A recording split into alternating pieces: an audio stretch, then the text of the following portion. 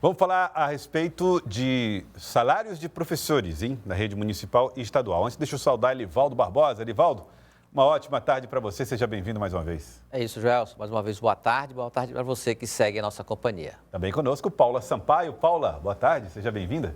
Boa tarde, Joelson. E boa tarde também a você que nos assiste aqui na TV Cidade Verde. Hoje, na Câmara de Vereadores de Teresina, teve reunião envolvendo o secretário de Finanças, Admilson Brasil, e os vereadores. Na pauta, operações de crédito para a Prefeitura de Teresina. Uma reunião, Elivaldo, a portas fechadas, conversa com os vereadores para tentar alinhar a aprovação dessas operações de crédito, Elivaldo Barbosa. Flagrante seu, inclusive, hein? Exatamente, Joelson. Eu passei por lá depois da sessão e registrei esse momento aí em que os vereadores aí de oposição e situação estavam nessa conversa aí com o secretário municipal de Finanças, Admilson Brasil. Ele fez uma exposição da situação financeira da prefeitura, procurou adequar aí essa realidade às demandas dos vereadores, principalmente as emendas parlamentares ao orçamento do município. Sempre há essa demanda. O vereador reclama que as emendas não são liberadas, da expectativa dos próprios vereadores, mesmo sendo emendas impositivas. Agora, essa situação foi numa expectativa de aproximação da Prefeitura através dessa área com a Câmara Municipal de Teresina. E hoje também, Joelson, foi um dia importante na Câmara porque foi aprovada em 2 votações, portanto já em caráter final, a mensagem da Prefeitura que trata do reajuste do salário do magistério do município, a implantação do piso nacional de salários.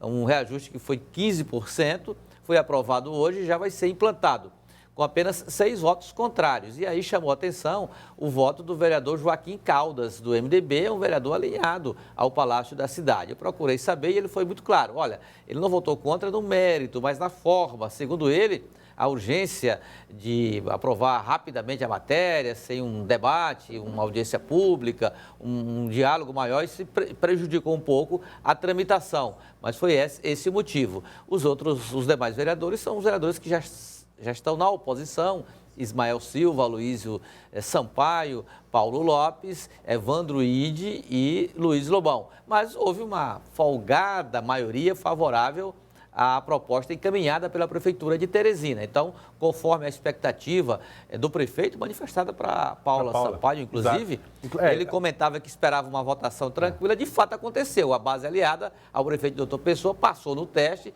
e correspondeu à expectativa do Palácio da Cidade. Então, Elivaldo Barbosa, com isso, os professores da rede municipal passam a receber o valor, o salário, o início de carreira recebem o valor do piso salarial estabelecido para a categoria. É verdade, 4.420, exatamente. O objetivo central da legislação era essa, fazer com que todos os professores, aqueles que recebem menos, recebam pelo menos o piso nacional da categoria. A doutor Pessoa conversou com a Paula Sampaio, muito brevemente, né, Paula, a respeito dessa matéria considerada importante para a Prefeitura.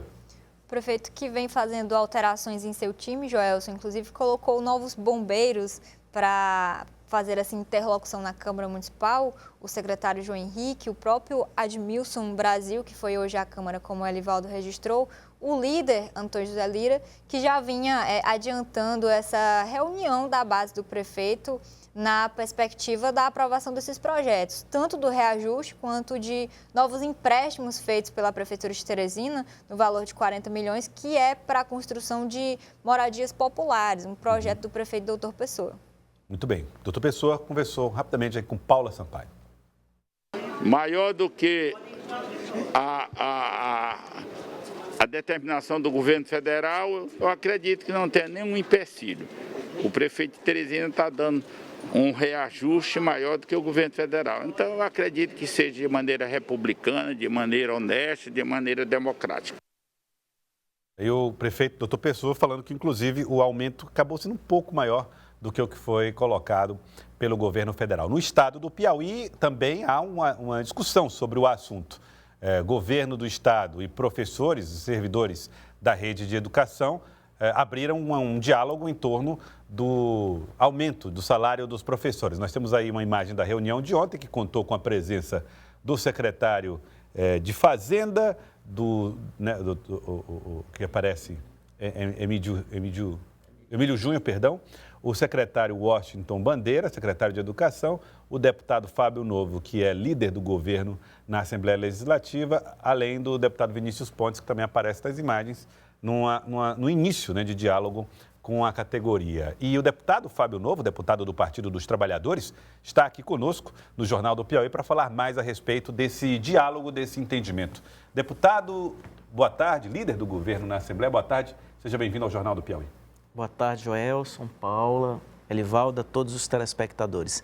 É um prazer estar aqui com vocês. Bom, como é que foi o encontro de ontem? Que caminhos foram apontados para essa discussão no estado do Piauí? Bom, ontem o secretário Washington Bandeira sinalizou alguns pontos que eu considero que são avanços. A categoria pedia lá que tem 10 mil professores que estavam finalizando um cadastro que tem direito a receber o abono o precatório do Fundef, né? Então, ele prontamente atendeu essa reivindicação do Sinte, está prometendo pagar, inclusive, agora no mês de março. Alguns professores que ainda não fizeram esse cadastro, o Sinte se comprometeu de fazer a busca ativa e o governo está disposto a pagar essa questão do precatório. Tá, isso não tem nada a ver com aumento de salário. Mas eu estou falando os pontos que foram decididos. Só para a gente passar, então, antes de passar para os outros, porque esse do Fundef é muito importante, os professores têm uma expectativa muito grande em relação a isso.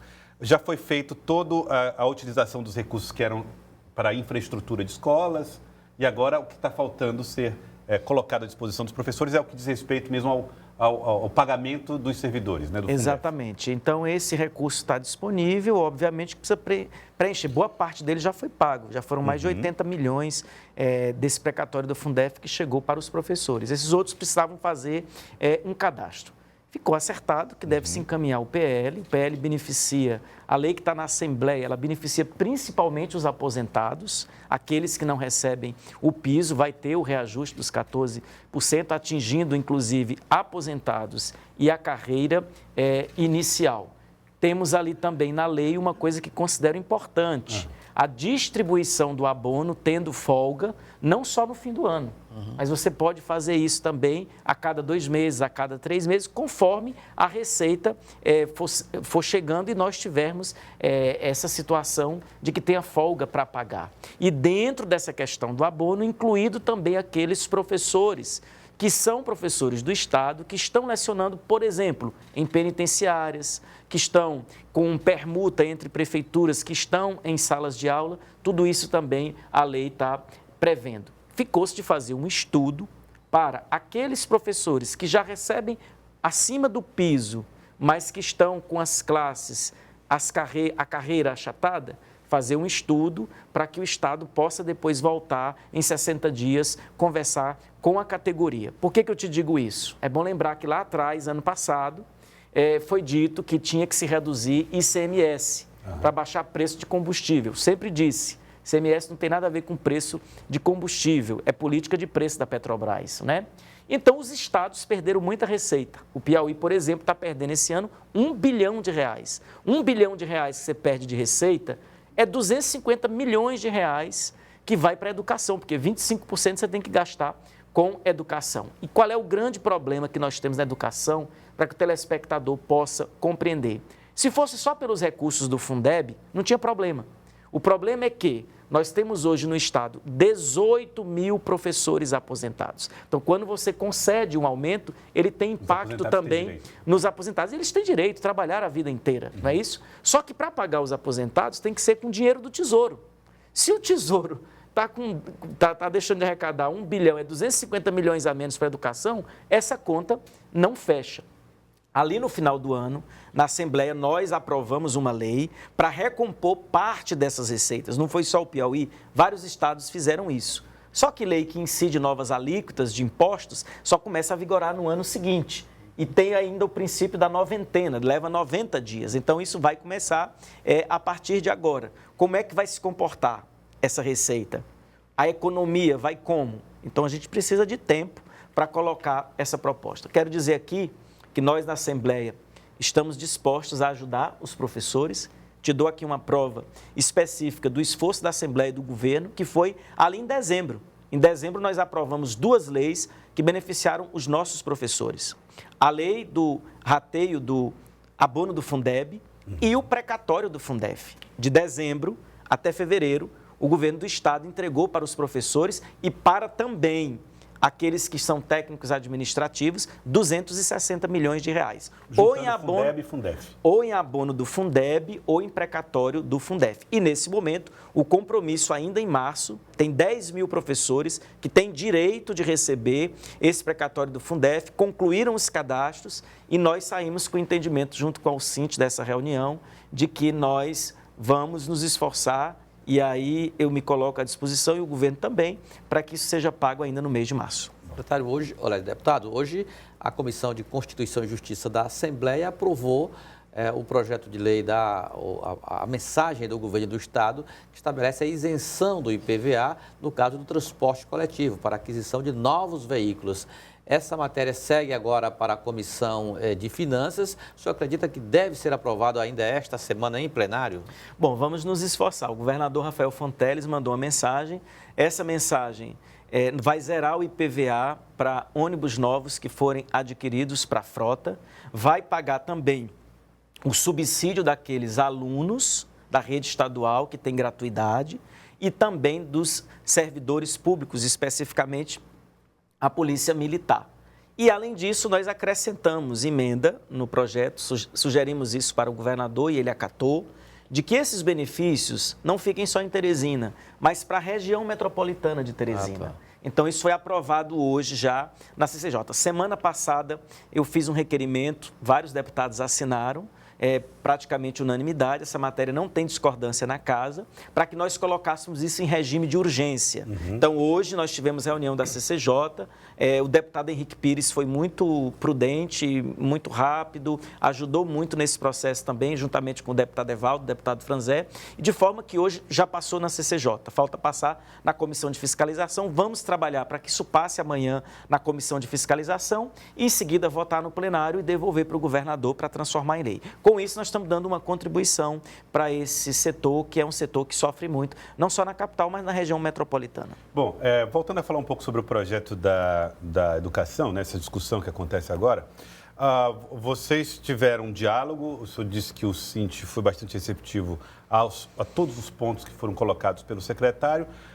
Isso indica que também poderemos ter uma movimentação no que diz respeito ao salário dos professores, tramitando em regime de maior urgência, ou se o senhor prevê mais debates? Não, veja só, nós temos que obedecer um calendário. Segunda-feira temos que fazer uma audiência pública, que isso foi marcado, inclusive, na Assembleia, foi uma proposição do deputado Marden. E logo em seguida, acredito que é a votação. Por que temos que votar? Porque isso impacta diretamente, principalmente nos professores aposentados, que precisam receber. Lembrando que o piso ele é retroativo a janeiro. Só para você ter uma ideia do que nós estamos falando, mesmo num momento de crise como esse, são 100 milhões de reais a mais na folha da educação por ano. 100 milhões. 100 milhões a mais no momento que nós temos, inclusive, receitas que caíram de queda no ICMS. O governador Rafael, você sabe, é o coordenador hoje dos governadores, que está negociando com o presidente Lula a recomposição dessas perdas que se deu lá no ano passado, através dessa medida do governo Bolsonaro. A propósito, nós temos duas questões que chamam a atenção. A primeira delas é que o piso é estabelecido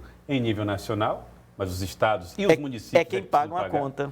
E o corte das receitas também foi feito em Então, nível... só para você entender, Joelson, o governo federal baixa o decreto dando aumento, mas o governo federal só entra com 10%. Do Fundeb, não é isso?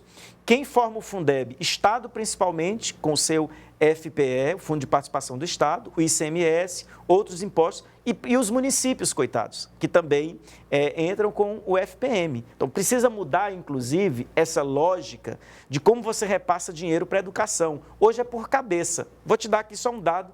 Como ali na frente o governo federal e o Congresso vão ter que repactuar como se distribui o dinheiro da educação. Hoje, quanto mais alunos eu tenho matriculados, mais dinheiro do Fundeb eu recebo. O Piauí, em 2007, tinha 335 mil pessoas matriculadas na rede estadual. Hoje, em 2023, tem 230 mil. Perdeu 100 mil alunos.